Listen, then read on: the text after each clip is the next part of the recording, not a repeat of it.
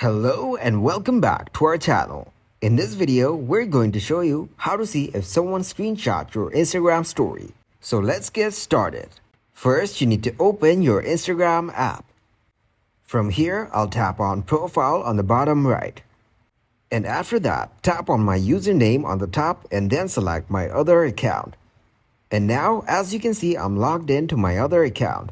From here, I'll go to the profile of my previous account.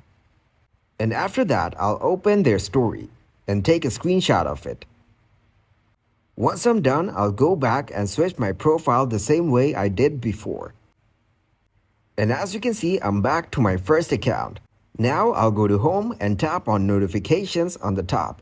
And as you can see, there is no notification for the screenshot. So this means Instagram does not send notifications if someone screenshot your story.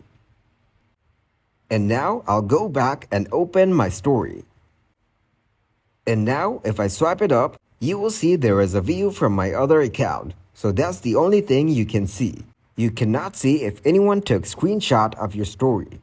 Thanks for watching and please leave a like, subscribe and share.